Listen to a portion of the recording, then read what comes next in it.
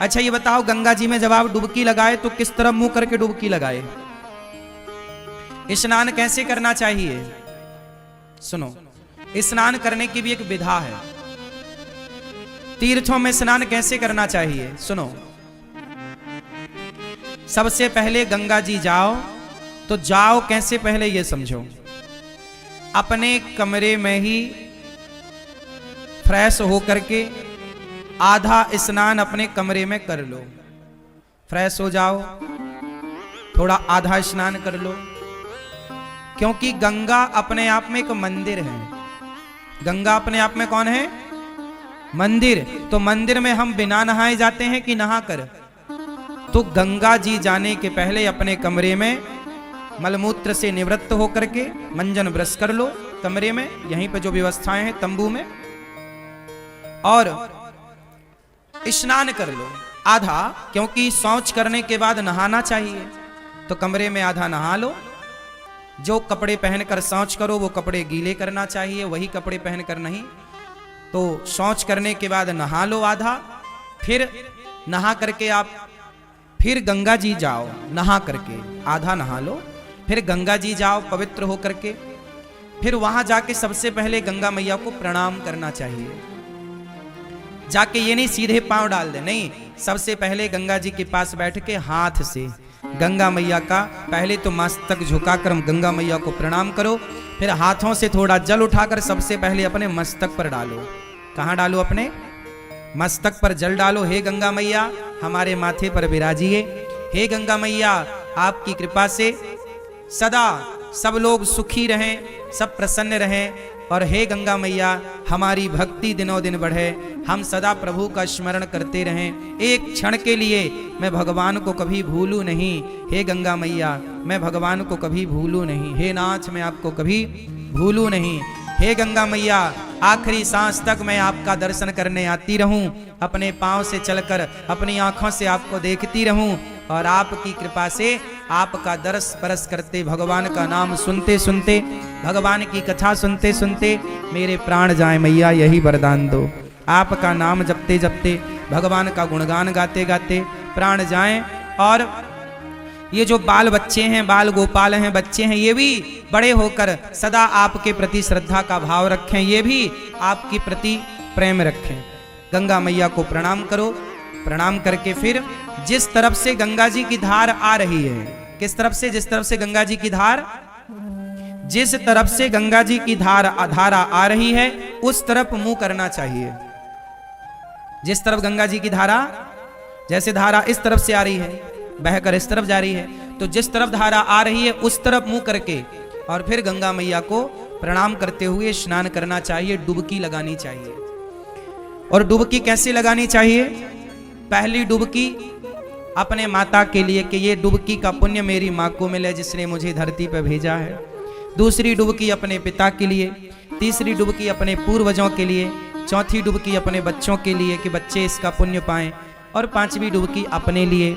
और ये दास अनिरुद्ध तो जब गंगा जी नहाने जाते हैं ना, तो हम केवल माता पिता और पूर्वजों की नहीं, कथा सुनने जितने भक्त आते हैं, जितने शिष्य हैं, जितने भक्त सुनते हैं कथा, हम सबके नाम की डुबकी लगा लेते हैं। प्रभु ये हमारे सभी भक्तों को इस पुण्य का लाभ मिले। और गंगा मैया जो नहीं आ पाए उन भक्तों की भी एक डुबकी ये दास अनिरुद्ध लगा लेता है कि जो भक्त गौरी गोपाल से जुड़े, जो रामानुज परिवार से जुड़े हैं, जो श्री संप्रदाय से जुड़े हैं, जो जाने अनजाने में टीवी पर भी भागवत सुन लेते हैं, यूट्यूब पर भी भागवत सुनते हैं, जो गौरी गोपाल भगवान के प्रति थोड़ी सी भी आस्था रखते हैं, उन सबके लिए ये दास अनिरुद्ध डुबकी लगाता है।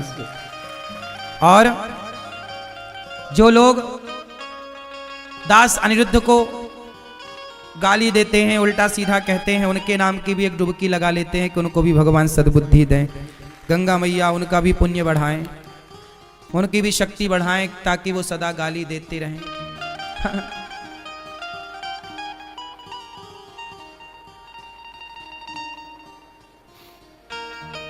क्योंकि बैलेंस बना के चलना चाहिए ना।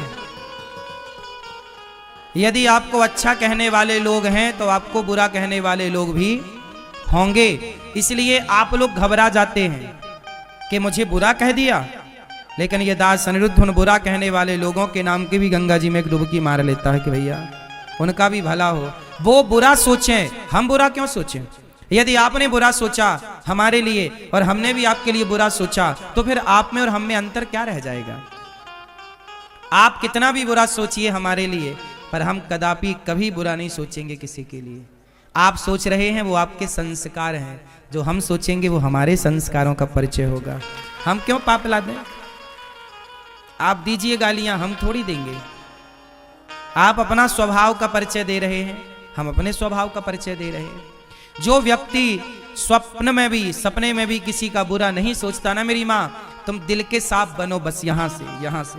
जिस दिन तुम यहाँ से सच्चे हो जाओगे ना, दुनिया साथ दे ना दे भगवान साथ देते हैं मेरी माँ। दुनिया के साथ की जरूरत भी नहीं पड़ती, यहां से अच्छे रहना हृदय से। और भगवान को यहीं की सुंदरता दिखती भी है। निर्मल मन जन सो मोहि पावा, मोहि कपट छल छिद्र न भावा। भगवान कहाँ की सुंदरता देखते हैं? मन की। इसलिए कहता हूं तन को धोया मगर मन को धोया नहीं, बाद गंगा नहाने से क्या फायदा। सबकी मदद करो। कुंभ नहाने आए पर शंकर जी ने परीक्षा ली तो कोई एक ही नजर आया कि ये नहाने आया। जो सबकी मदद करता है वो व्यक्ति वही कुंभ नहाने का फल पा रहा है। सबकी मदद करो, सबका भला करो। ये दास अनिरुद्ध पहली बार जब ये कुंभ में आया तो देखो यहां आकर हमने सबसे पहले सोचा कि यहां अन्य क्षेत्र चलना चाहिए। ये दास अनिरुद्ध जहां जाता है वहां कोशिश करता है कि अन्य क्षेत्र चले। वृंदावन में इतना बड़ा अन्य क्षेत्र चल रहा है, हजारों लोग भोजन कर रहे हैं। प्रयागराज जी में भी गौरी गोपाल अन्य क्षेत्र चल रहा है, हजारों भक्त भोजन कर रहे हैं, सबको पेट भर भोजन मिल रहा है। कितना बड़ा पुण्य है ये माँ, सही है। हमें बड़ी तसल्ली है अपने, हम बड़ा संतोष रखते हैं अपने जीवन में कि बस ये शरीर की सुंदरता ना, शरीर की सुंदरता सोना चांदी से नहीं है, शरीर की सुंदरता सेवा से है। तन पवित्र सेवा किया, तन को शुद्ध करना है तो सेवा से करिए। तन पवित्र सेवा किए धन पवित्र कर दान, धन को शुद्ध करना है तो दान करिए। और मन पवित्र हरि कीर्तन से होत त्रिविध कल्याण, मन को पवित्र करना है तो भगवान का कीर्तन करने लग जाइए, अपने आप मन शुद्ध होगा। सर्वे भवन्तु सुखिनः, सब सुखी रहें, यही भावना होनी चाहिए। एक सज्जन ने हमसे पूछा कि महाराज जी यदि संत जन कहते हैं, शास्त्र कहते हैं सर्वे भवन्तु सुखिनः, हम कहते हैं ना सब सुखी रहें, तो एक नौजवान दोस्त ने यही प्रश्न कर लिया प्रश्नोत्तरी में कि महाराज जी आप कहते हो कि सब लोग सुखी रहें, तो फिर इस कुंभ में मुसलमानों को क्यों नहीं आने दिया गया?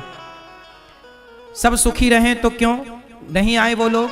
हमने कहा भाई कुंभ का गंगा मैया तो सबको पवित्र करने के लिए हैं, कोई रसखान की तरह भक्त बनकर आए तो सब आए, आतंक फैलाने तो कोई ना आए। कम से कम रसखान की तरह भक्त बनकर आओ तो गंगा नहाने में कहां ऐतराज है, नहाओ ना, डुबकी लगाओ।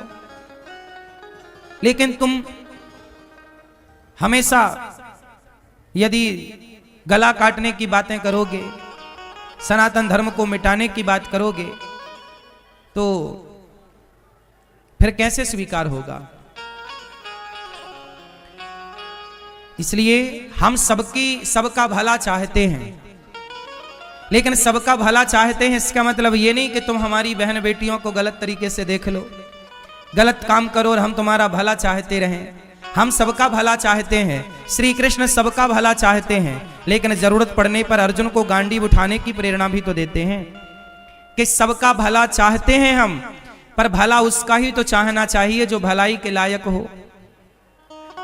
यदि आप उद्दंड हैं, बच्चा गलत करता है तो माँ दो थप्पड़ भी तो जमाती है, वही माँ छाती से लगाकर दूध भी पिलाती है, और वही माँ दो थप्पड़ भी जमाती है। जहां थप्पड़ जमाने की जरूरत होती है वहां थप्पड़ लगाती है, जहां लाड़ लड़ाने की जरूरत होती है वहां लाड़ लड़ाती है। यही है कि जब समाज गलत रास्ते पर चला जाए, आज के पहले कुंभ लगे थे तो उसमें तो सारे मुसलमान आए और अपनी दुकानें लगाए और सब काम हुआ, लेकिन जब आपने यहीं की रोटियां खाकर यहीं से पैसा कमाकर इसी सनातन को मिटाने का षड्यंत्र रचेंगे, तब तो देखो मां लाड़ लड़ाएगी तो फिर थप्पड़ भी जमाएगी। अच्छा, अब की बार कभी गंगा जी जाओ तो एक छोटा सा काम करिएगा, और वो काम ये है कि आप अपने यहां से ना एक सीसी लेना, बोतल खाली, और उसमें अपने घर के आसपास का गंदा पानी भरना सीसी में, और ढक्कन लगा के। साथ में गंगा जी जब जाओ तो लेकर जाना, और फिर गंगा जी जब पहुंच जाओ तो सीसी को गंगा जी में डालना, और घंटे 2-4 घंटे या 2-4 दिन तक पड़ी रहने देना। और जब वापस आप आए तो सीसी को निकाल कर ले आए, और फिर यहाँ लाकर ढक्कन खोल के सबको पिलाओ, भैया पियो गंगा जल। कोई पिएगा?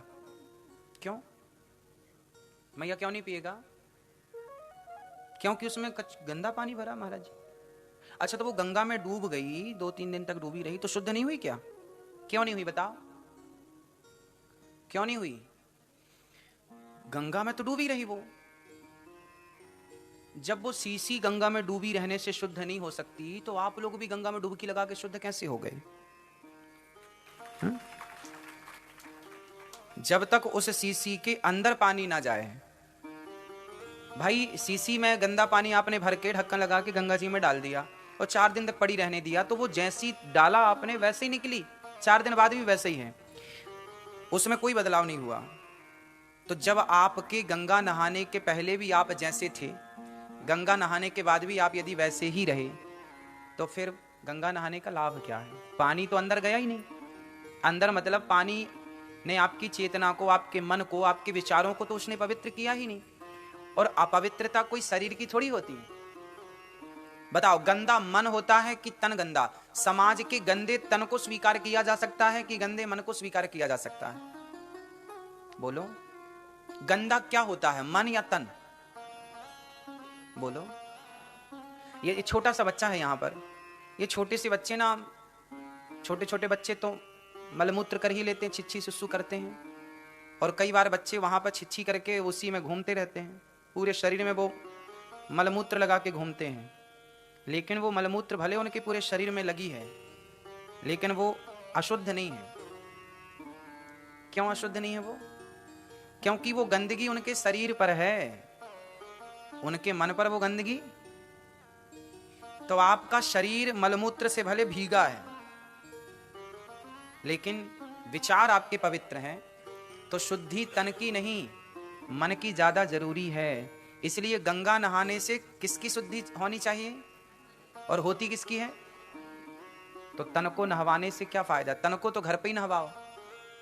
गंगा की तरह पवित्र जल, जैसे गंगा का जल पवित्र है, उसी तरह गंगा के जल की तरह मन पवित्र चाहिए, विचार पवित्र चाहिए। और वो विचार पवित्र नहीं हो पाते। गंगा नहाने के पहले भी छल कपट भरा था और गंगा नहाने के बाद भी छल कपट भरा, तो फिर गंगा नहाने से फायदा क्या है ना मैया? तो अब आखिरी बार जब आप लोग गंगा जी जाएंगे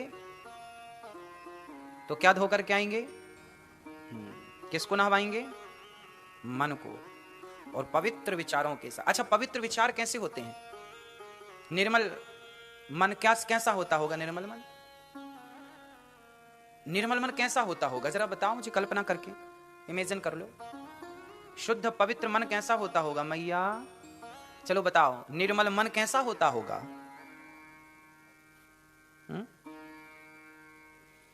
पवित्र मन जिसका हो गया ना, समझो, जिसका मन पवित्र हो गया, उसे भगवान के पास नहीं जाना पड़ता है ना। शबरी भगवान के पास नहीं गई, भगवान स्वयं शबरी के पास आए। अच्छा, एक बात बताओ, दर्पण में आपका चित्र दिखाई पड़ता है ना? दिखता? यदि दर्पण में धूल लग जाए बहुत सारी, तो क्या आपका चित्र दिखाई पड़ेगा? बोलो, नहीं। इसमें दर्पण में कोई कमी है क्या? दर्पण में कोई कमी नहीं है। हमारे यहां हनुमान चालीसा में पहला दोहा क्या बोलते हैं? श्री गुरु चरण सरोज रज निज मन मुकुर। क्या होता है आपको पता ना? श्री गुरु चरण सरोज रज निज मन मुकुर। ये मुकुर क्या है? मुकुर मतलब दर्पण। निज मन मुकुर, हाँ, सुधारी। इसका अर्थ है, बस एक अक्षर समझ लो तो पूरा दोहा समझ में आ जाएगा। श्री गुरु चरण सरोज रज निज मन मुकुर। तो ये जो मन का जो दर्पण है, इसमें धूल जमी है।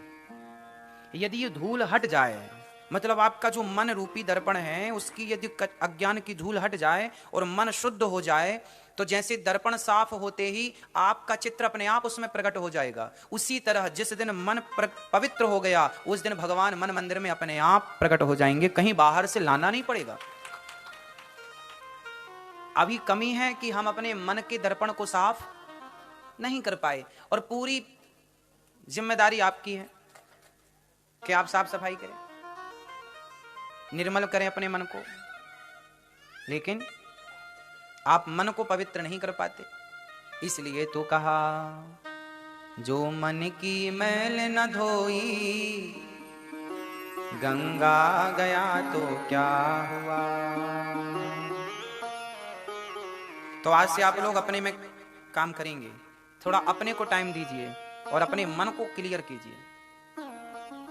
आज भगवान से दूर कोई नहीं है, आप लंदन में हो या जमाने में हो कोई फर्क नहीं पड़ता, भगवान से आप बिल्कुल दूर नहीं हैं।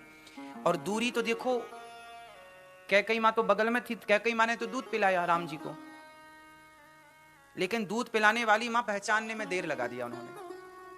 दुर्योधन ने तो कई बार राम जी को, कृष्ण जी को देखा, पहचान नहीं पाया। ना पहचानने वाला तो पास में रहकर भी नहीं पहचान पाया, और पहचानने वाली शबरी जंगल में रहकर के भी राम को पहचान गई, और ना पहचानने वाली कैकेयी बगल में रहकर भी ना पहचान पाई। हाँ या ना?